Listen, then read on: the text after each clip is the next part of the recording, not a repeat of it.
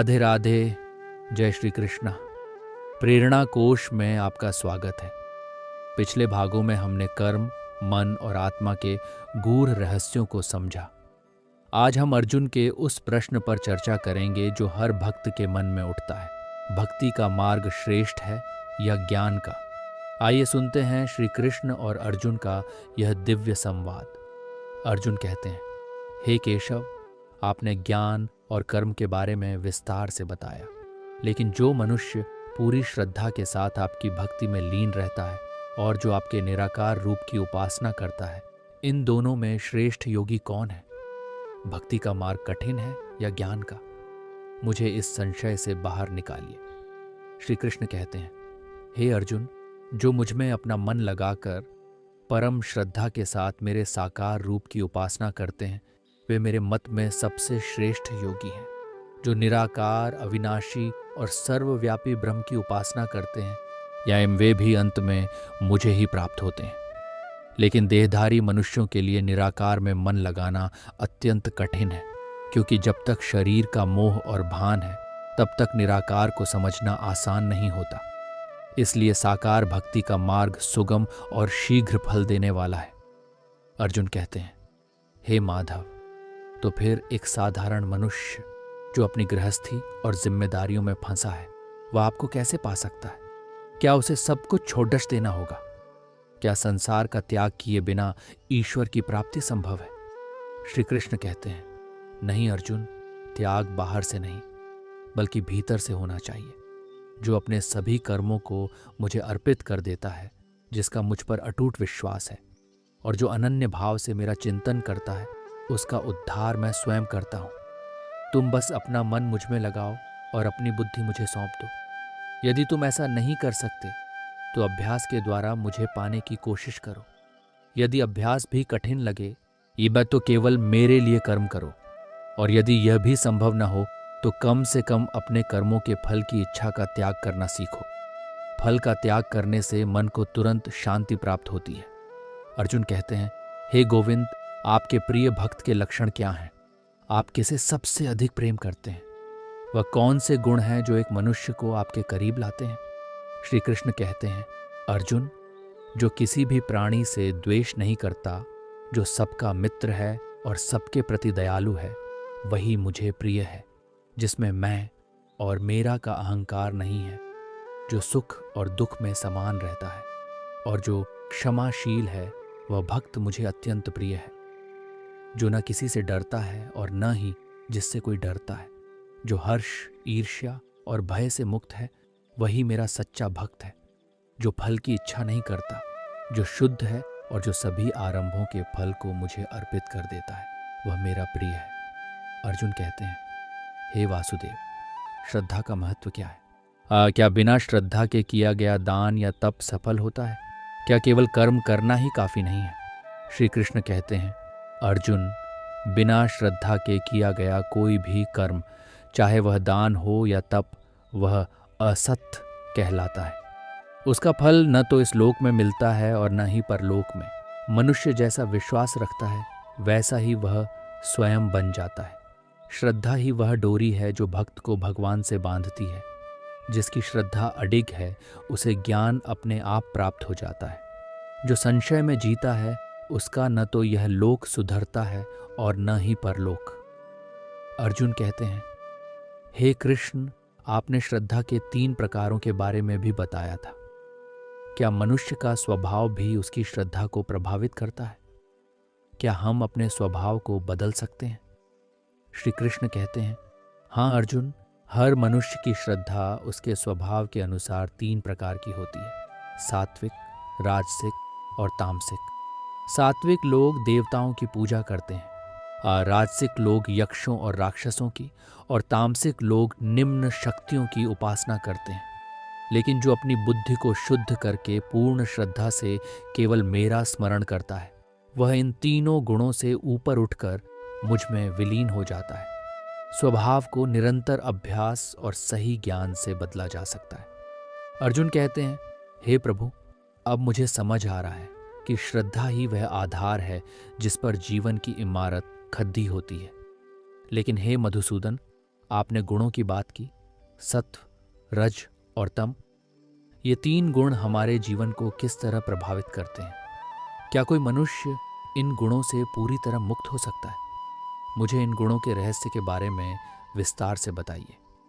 श्री कृष्ण कहते हैं, अर्जुन, ये 3 गुण सत्व, रज और तम प्रकृति से उत्पन्न होते हैं और अविनाशी आत्मा को शरीर में बांध देते हैं।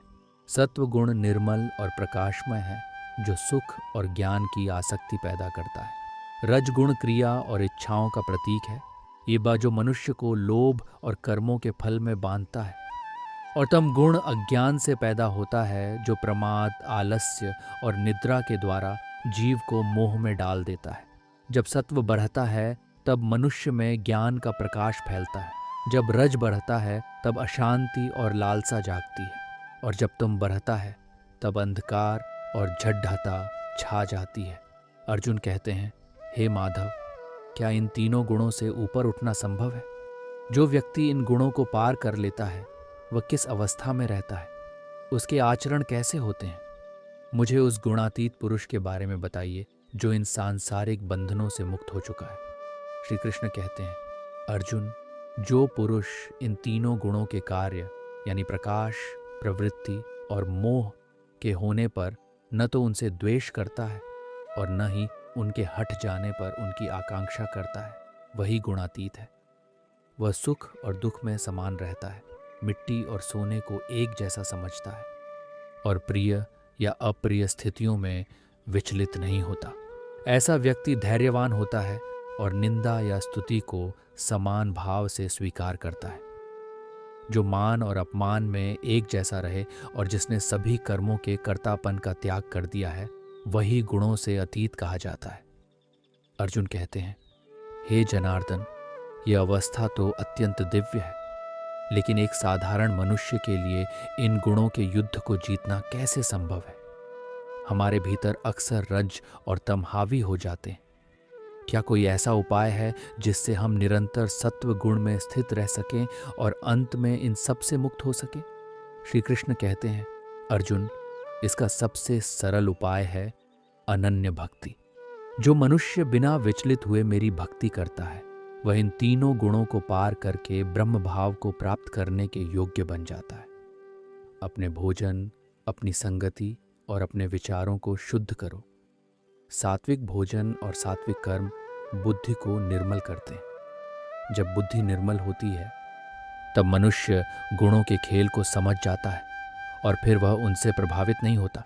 याद रखो, मैं ही उस अविनाशी ब्रह्म का आधार हूँ और शाश्वत धर्म तथा अखंड सुख का स्रोत हूँ।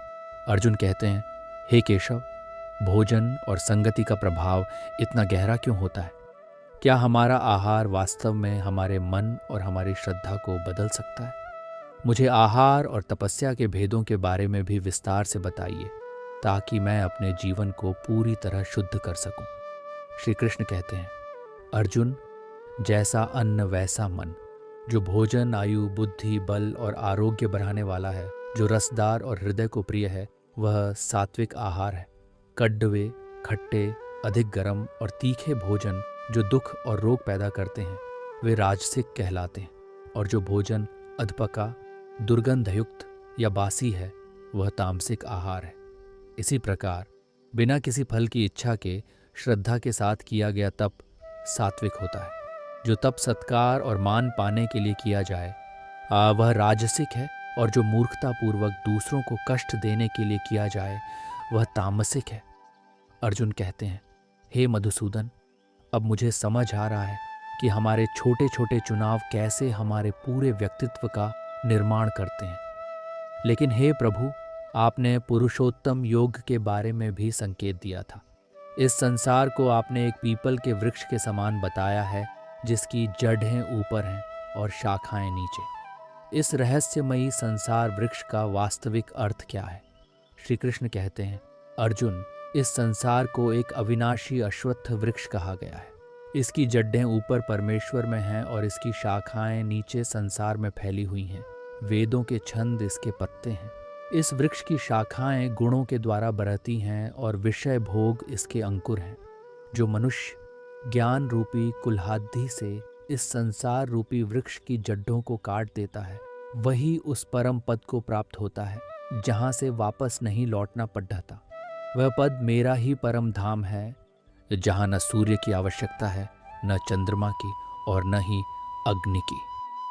अर्जुन कहते हैं, हे गोविंद, यह ज्ञान अत्यंत गूढ़ है। क्या हर जीव के भीतर आपका ही अंश निवास करता है? यदि ऐसा है तो जीव अलग अलग योनियों में कष्ट क्यों भोगता है? क्यों कुछ लोग दिव्य गुणों के साथ पैदा होते हैं और कुछ आसुरी प्रवृत्तियों के साथ? मुझे दैवीय और आसुरी संपदा के अंतर के बारे में भी ज्ञान दीजिए।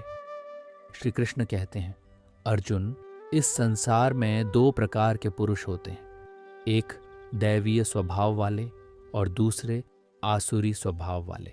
दैवीय गुणों से संपन्न मनुष्य निर्भय, हृदय से शुद्ध, ज्ञान योग में स्थित और दान देने वाला होता है। वह अपनी इंद्रियों का दमन करता है, स्वाध्याय करता है और सत्य तथा अहिंसा के मार्ग पर चलता है। क्रोध का अभाव, शांति, करुणा और अहंकार का न होना, ये सब उस मनुष्य के लक्षण हैं जो मुक्ति के मार्ग पर अग्रसर है। अर्जुन कहते हैं, हे माधव, और आसुरी स्वभाव वाले मनुष्यों की पहचान क्या है? वे इस संसार में किस प्रकार का आचरण करते हैं और उनका अंत क्या होता है? श्री कृष्ण कहते हैं, अर्जुन, आसुरी स्वभाव वाले मनुष्य पाखंड, घमंड और क्रोध से भरे होते हैं। वे नहीं जानते कि क्या करना चाहिए और क्या नहीं। उनमें न तो पवित्रता होती है और न ही सत्य।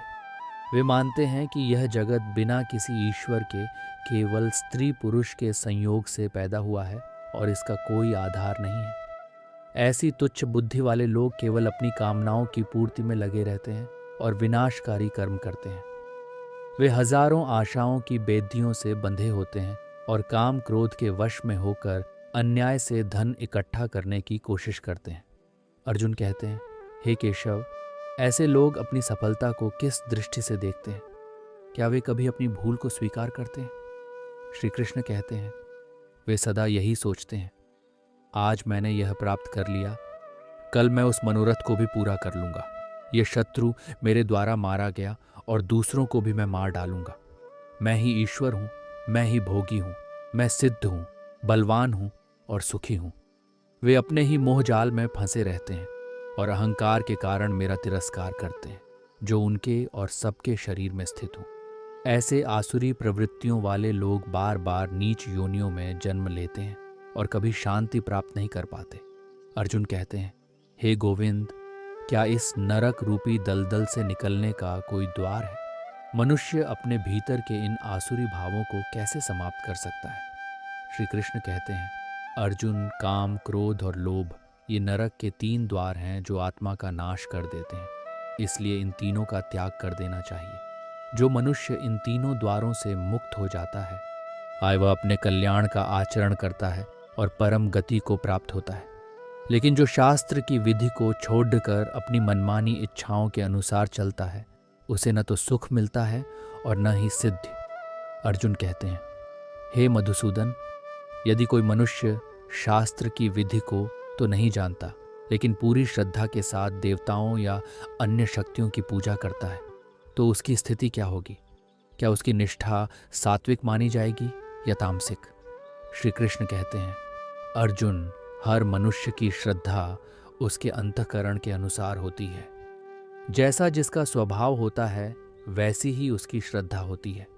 सात्विक पुरुष देवताओं को पूजते हैं, राजसिक पुरुष यक्ष और राक्षसों को, और तामसिक लोग प्रेत और भूतों की पूजा करते हैं। लेकिन जो लोग शास्त्र के विरुद्ध घोर तप करते हैं और अपने शरीर तथा मुझ परमात्मा को कष्ट देते हैं, वे निश्चय ही आसुरी निश्चय वाले हैं। श्रद्धा के साथ साथ मनुष्य का आहार, यज्ञ, इन तप और दान भी 3 प्रकार का होता है। अर्जुन कहते हैं, हे प्रभु, आपने यज्ञ और दान के भेदों की बात की। क्या बिना फल की इच्छा के किया गया कर्म वास्तव में श्रेष्ठ है? क्या त्याग और संन्यास में कोई अंतर है? मुझे त्याग के वास्तविक स्वरूप के बारे में बताइए। श्री कृष्ण कहते हैं, अर्जुन, काम्य कर्मों, इच्छाओं वाले कर्मों के त्याग को विद्वान लोग संन्यास कहते हैं और सभी कर्मों के फलों के त्याग को त्याग कहते हैं। कुछ लोग कहते हैं कि कर्म दोषपूर्ण हैं, इसलिए उन्हें छोड़ियच देना चाहिए, जबकि दूसरे कहते हैं कि यज्ञ, दान और तप कभी नहीं छोड़ने चाहिए। मेरा मत सुनो, यज्ञ, दान और तप करने वाले कर्म कभी नहीं त्यागने चाहिए, क्योंकि ये मनीषियों को भी पावन करने वाले हैं। लेकिन इन कर्मों को भी आसक्ति और फल की इच्छा छोड़कर ही करना चाहिए।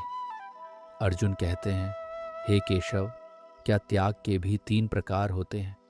अक्सर लोग आलस्य या कष्ट के डर से कर्म छोड़ देते हैं। क्या वह भी त्याग है? श्री कृष्ण कहते हैं, मोह के कारण नियत कर्म का त्याग करना तामसिक त्याग कहलाता है। शरीर को कष्ट होगा, इस डर से कर्म छोड़ देना राजसिक त्याग है।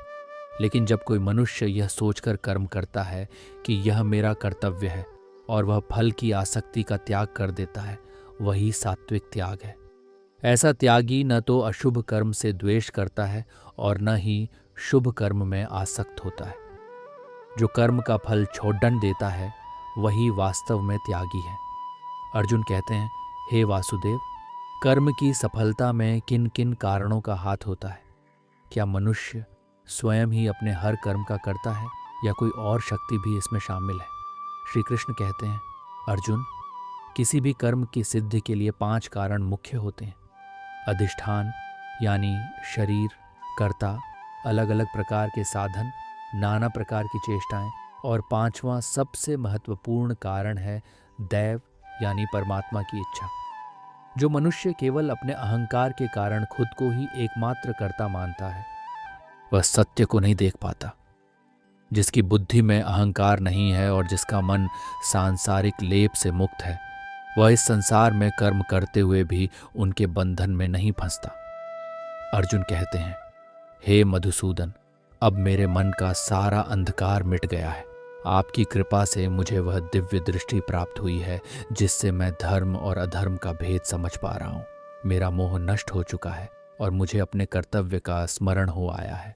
अब मैं पूरी तरह स्थिर हूँ और मेरे मन के सभी संशय दूर हो गए हैं। हे गोविंद, मैं आपके आदेश का पालन करने के लिए तैयार हूँ। मेरा रथ आगे बढ़ाइए, मैं धर्म की रक्षा के लिए युद्ध करूँगा। श्री कृष्ण कहते हैं, बहुत अच्छे अर्जुन, जो मनुष्य इस पवित्र संवाद को पढ़ता है या सुनता है, वह ज्ञान यज्ञ के द्वारा मेरी ही पूजा करता है, और जो श्रद्धा के साथ इसे दूसरों तक पहुंचाता है, वह भी परम गति को प्राप्त होता है। अब उठो और एक विजेता की भांति अपना कर्म करो। मित्रों, श्री कृष्ण और अर्जुन का यह संवाद केवल एक प्राचीन कथा नहीं है, बल्कि हमारे जीवन की हर उलझन का समाधान है। जब हम अपने कर्मों को फल की चिंता से मुक्त होकर ईश्वर को अर्पित कर देते हैं, तो जीवन का कुरुक्षेत्र अपने आप आसान हो जाता है। आशा है प्रेरणा कोश का यह विशेष अंक आपके जीवन में सकारात्मक बदलाव लाएगा। गीता के इन अनमोल वचनों को अपने जीवन में उतारें और निरंतर आगे बढ़ें। इस वीडियो को ज़्यादा से ज़्यादा लोगों के साथ साझा करें ताकि यह ज्ञान हर घर तक पहुंच सके। कमेंट में जय श्री कृष्ण ज़रूर लिखें और हमारे चैनल को सब्सक्राइब करना न भूलें। मिलते हैं अगले वीडियो में। जय श्री कृष्णा।